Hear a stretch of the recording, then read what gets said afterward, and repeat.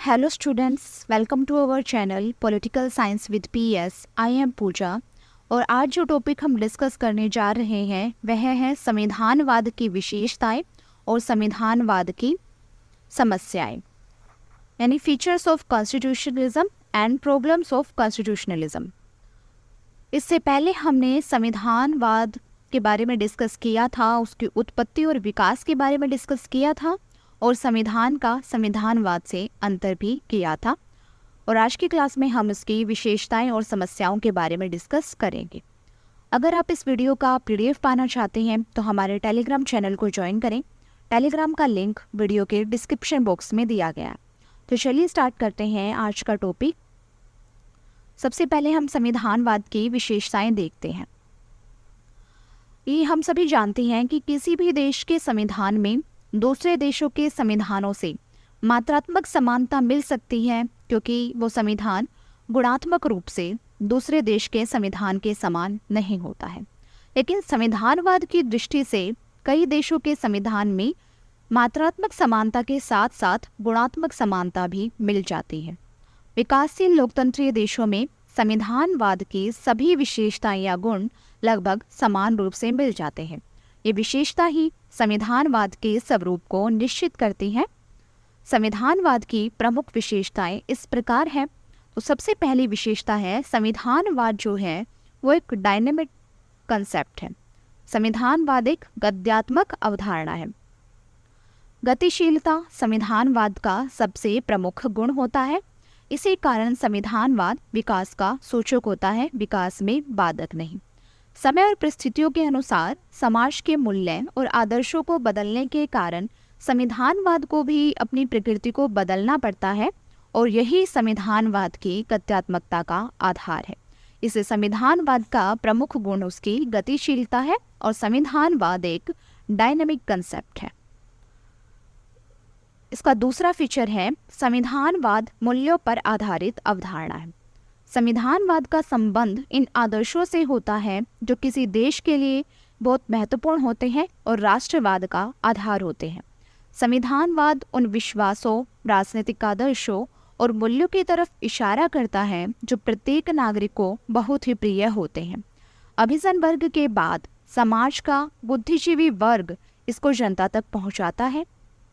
इन मूल्यों की रक्षा के लिए नागरिक हर बलिदान देने के लिए तैयार रहते हैं। जिन मूल्यों को समाज द्वारा स्वीकार नहीं किया जाता वे मूल्य संविधानवाद से दूर हो जाते हैं। सामाजिक स्वीकृति के बाद ही ये मूल्य राष्ट्र दर्शन के रूप में प्रतिष्ठित स्थान पर पहुंच जाते हैं। इससे संविधानवाद मूल्य युक्त अवधारणा है और इसका संबंध राष्ट्र दर्शन से है। इसके तीसरी फीचर है, संविधानवाद संस्कृति संबद्ध अवधारणा है। मूल्य किसी भी राजनीतिक समाज की संस्कृति का अंग होते हैं। प्रत्येक देश के मूल्य और आदर्श उस देश की संस्कृति की ही उपज होते हैं और उनका विकास भी राजनीतिक संस्कृति के विकास पर ही निर्भर करता है। संविधानवाद भी इन्हीं मूल्य और आदर्शों से घनिष्ठ रूप से जुड़ा होता है। यद्यपि राजनीतिक समाज की संस्कृति में विविधता का गुण भी पाया जाता है, लेकिन संविधानवाद एक समन्वयकारी शक्ति के रूप में सभी विरोधों में सामंजस्य स्थापित करके उन्हें अपने देश की संस्कृति का अंग बना देता है। इस तरह प्रत्येक देश की संस्कृति से ही संविधानवाद अपना विकास करता है। इससे संविधानवाद राजनीतिक संस्कृति से गहरा संबंध रखता है। फोर्थ फीचर है, संविधानवाद संविधान पर आधारित अवधारणा है। संविधान नागरिक समाज के मूल्यों और आदर्शों का प्रतिबिंब होता है। संविधान किसी भी देश का सर्वोच्च कानून होता है। प्रतिबंधों की व्यवस्था के कारण जनता का संविधान में गहरा विश्वास होता है।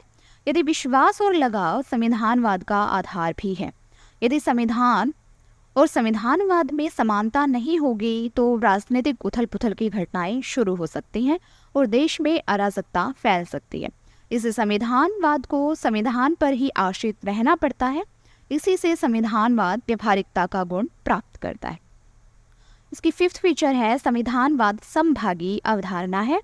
एक देश के मूल्य और आदर्श दूसरे देश के संविधानों का भी अंग बन सकते हैं, लेकिन वे समान आदर्श मंत्रालय आधार पर तो ठीक रहते हैं, गुणात्मक आधार पर नहीं। मात्रात्मक आधार पर ही ठीक रहते हैं, गुणात्मक आधार पर नहीं। विकासशील प्रजातंत्रीय देशों में संविधानवाद के आधारभूत लक्षण लगभग हमें समान देखने को मिलते हैं। यदि कोई अंतर दिखाई भी देता है तो वह संविधानवाद की समन्वयकारी शक्ति में धुल जाता है। इससे संविधानवाद एक समभागी अवधारणा है, एक शेयर कंसेप्ट है। संविधान तो प्रत्येक देश का अपना अलग अलग होता है, लेकिन संविधानवाद के लक्षण या विशेषताएं समान रूप से कई देशों में एक जैसे मिल सकती है। इसकी 6th फीचर है संविधानवाद साध्यमूलक अवधारणा है। संविधानवाद का मुख्य उद्देश्य है संविधान के लक्ष्यों को प्राप्त करना। इस कार्य में वह साधन रूपी संविधान की उपेक्षा नहीं कर सकता। साध्य और साधन में गहरा संबंध होने के कारण इन्हें एक दूसरे से अलग करने का मतलब होगा संविधानवाद की आत्मा को नष्ट करना। इसलिए साध्यों के रूप में संविधानवाद राजनीतिक समाज के मूल्यों और आदर्शों को प्राप्त करने की पूरी चेष्टा करता है। इससे संविधानवाद का संबंध साध्यों से अधिक और साधनों से कम होता है। इस प्रकार हम ये कह सकते हैं कि संविधानवाद संविधान पर आधारित अवधारणा है। यह संविधान के आदर्शों और मूल्यों को साध्य के रूप में प्राप्त करने का प्रयास करता है। इसका राजनीतिक समाज के मूल्यों से गहरा लगाव होने के कारण यह संस्कृति से संबंधित भी होता है। इसमें अन्य देशों की संस्कृति को अंगीकार करने का गुण भी होता है और यह समय परिस्थितियों के अनुसार विकास की तरफ भी बढ़ता रहता है। इस प्रकार यह गतिशील अवधारणा भी है। संविधानवाद की इन्हीं विशेषताओं के कारण संविधानवाद दूसरे देशों तक अपना विस्तार करता है और यह एक व्यापक अवधारणा बन जाता है। तो ये थी संविधानवाद की कुछ महत्वपूर्ण विशेषताएं, और अब हम संविधानवाद की समस्याएं या उसकी सीमाओं के बारे में डिस्कस करेंगे। संविधानवाद आधुनिक लोकतंत्र का मूल मंत्र है। संविधानवाद के बिना लोकतंत्रीय आदर्शों और सिद्धांतों का न तो विकास ही संभव है और न ही उनकी रक्षा। राष्ट्रसंघ की स्थापना के बाद संविधानवाद को साम्यवादी क्रांति ने उदारवादी प्रजातंत्रीय सिद्धांतों को चोट पहुंचाई और इटली में फांसीवाद, जर्मनी में नाजीवाद, स्पेन, पोलैंड, यूनान, रोमानिया आदि देशों में अधिनायकवादी शासकों के उत्कर्ष ने संविधानवाद की गहरी जड़ें भी हिलाकर रख दी। लेकिन दूसरे विश्व युद्ध की धुरी राष्ट्रों और अन्य अधिनायकवादी राष्ट्रों को भारी नुकसान पहुंचाया और संयुक्त राष्ट्र संघ की स्थापना के बाद विश्व में संविधानवाद फिर से अपना आधार खड़ा करने के प्रयास में सफल हुआ। दूसरे विश्व युद्ध के बाद Italy, Germany, France, Sweden, Switzerland आदि राज्यों में अधिनायकवादी तत्व समाप्त हो गई और इन देशों में संविधानवाद का विकास करने वाले प्रजातंत्रीय तत्वों के विकास की परंपरा शुरू हो गई। लेकिन दूसरे विश्व युद्ध के बाद संविधानवाद के विकास के जो लक्षण दिखाई देते थे वे आज धूमिल होते नजर आ रहे हैं।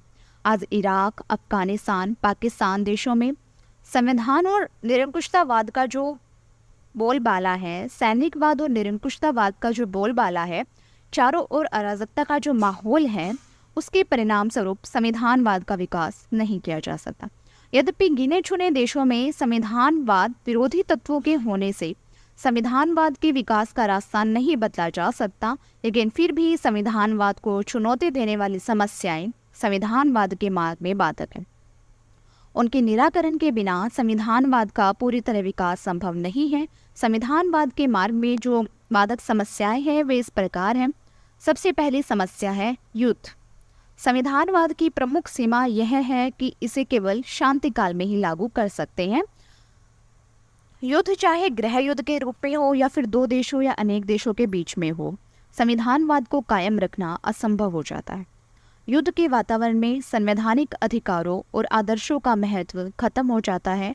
इसमें नागरिकों के मौलिक अधिकार स्थायी या अस्थायी तौर पर रोक दिए जाते हैं और संवैधानिक सरकार भी संविधान के विपरीत कार्य करने के लिए बाध्य हो जाती है। इससे संविधानवादी जैसी वस्तु का अस्तित्व नष्ट होने लगता है। युद्ध में संविधान और संवैधानिक सरकार दोनों का आदर्श समाप्त होने से संविधानवाद अपने आप ही नष्ट हो जाता है। इसलिए युद्ध संविधानवाद की सबसे बड़ी सीमा या उसके मार्ग में सबसे बड़ी बाधा है। इसकी दूसरी समस्या है निरंकुशतावाद। संविधानवाद और निरंकुशतावाद में विपरीत संबंध है। यदि एक आगे बढ़ता है तो दूसरा पीछे हटता है और यदि दूसरा आगे बढ़ता है तो पहला पीछे हटता है। निरंकुशतावाद का रूप चाहे फांसीवाद हो, नाजीवाद हो, सर्वहारा वर्ग या साम्यवादी दल की तानाशाही हो, सैनिकवादी शासन हो, किसी को भी संविधानवाद का मित्र नहीं कहा जा सकता। निरंकुश या सर्वसत्ताधिकारी शासक शासन का संचालन संविधान के नियमों के अनुसार ना करके अपनी इच्छा के अनुसार अपने स्वार्थों को पूरा करने के लिए ही करता है। इसमें जन भावना की बजाय शासक भावना की कदर की जाती है। इसे निरंकुशतावाद संविधान की प्रमुख सीमा है। केसी वियर ने लिखा है कि जैसे जैसे निरंकुशतावाद बढ़ता है वैसे वैसे संविधानवाद पीछे हटता है। इसकी तीसरी समस्या है संसदीय संस्थाओं के पास कार्यभार की अधिकता। यदि संसदीय संस्थाओं के पास कार्यभार ज्यादा होगा तो वे अपने संवैधानिक उत्तरदायित्वों का निर्वहन सरलता से नहीं कर सकते। आधुनिक युग प्रजातंत्र का युग है। इसमें राज्य को कल्याणकारी राज्य का दर्जा दिया गया है। आज इन संस्थाओं के पास राजनीतिक कार्यों के साथ साथ आर्थिक कार्यों का बोझ भी है। ऐसी स्थिति में ये संस्थाएं अपनी संवैधानिक उत्तरदायित्व को उचित रूप से निभाने में असमर्थ हैं। इससे संविधानवाद का विरोध होता है। इससे संसदीय संस्थाओं का अधिक कार्य संविधानवाद की सीमा भी है और इसके मार्ग में सबसे बड़ी बाधा भी है। इसकी नेक्स्ट समस्या है राजनीतिक समानता का सिद्धांत।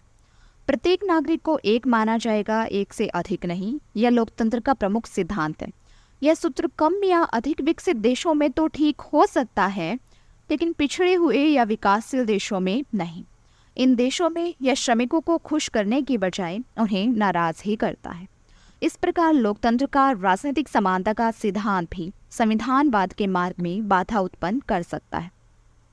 अगली समस्या है संविधान और संवैधानिक सरकार के द्वारा प्रदान की गई अधिक छूटें और स्वतंत्रताएं।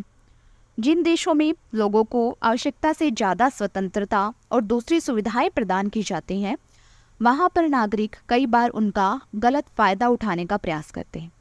उदाहरण के लिए जिन देशों में प्रेस को ज़्यादा स्वतंत्रता दी गई है, वहाँ पर प्रेस कई बार अपनी स्वतंत्रता का दुरुपयोग करके सरकार विरोधी वक्तव्य जारी करती रहती है। इससे संविधानवाद को हानि पहुँचती है। अगली समस्या है संवैधानिक शासन का स्थगन। कई बार आपातकाल की स्थिति में, युद्ध या किसी अन्य संकट में अस्थायी रूप से संवैधानिक शासन को स्थगित कर दिया जाता है।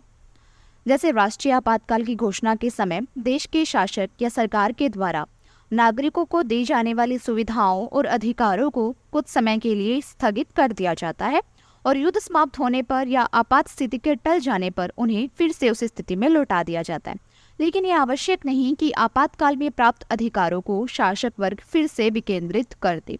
इससे संवैधानिक शासन का स्थगन संविधानवाद के मार्ग में कई बार बहुत बड़ी बाधा बन जाता है। अगली समस्या है गृह युद्ध।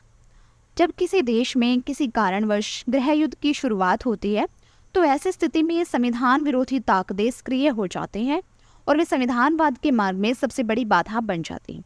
संवैधानिक सरकार को इन तत्वों को कुचलने के लिए ताकत का प्रयोग करना पड़ता है। कई बार गृह युद्ध को रोकना सरकार के काबू से बाहर हो जाता है। गृह युद्ध में सरकार विरोधी निरंकुश ताकतें ही अपने उद्देश्यों में कामयाब रहती हैं। ऐसी स्थिति में देश का शासन न तो संविधान के अनुसार ही चलाया जा सकता है और न ही सरकार का रूप संवैधानिक रहता है। इसलिए गृह युद्ध संविधानवाद के लिए बहुत बड़ी बाधा है। इस प्रकार ये कहा जा सकता है कि संविधानवाद के मार्ग में जो समस्याएं हैं उनको रोकने के लिए सरकार को जनवादी होना चाहिए ताकि संवैधानिक शासन की स्थापना की जा सके। आज का युग लोकतंत्रीय संविधानवाद का युग है और इसकी रक्षा जनता के द्वारा ही की जा सकती है। जनता को सदा ये विश्वास होना चाहिए कि सरकार और प्रशासन उसकी भलाई में ही काम करते हैं और उनकी सुख सुविधाओं का पूरा ध्यान रखने में भी सक्षम है।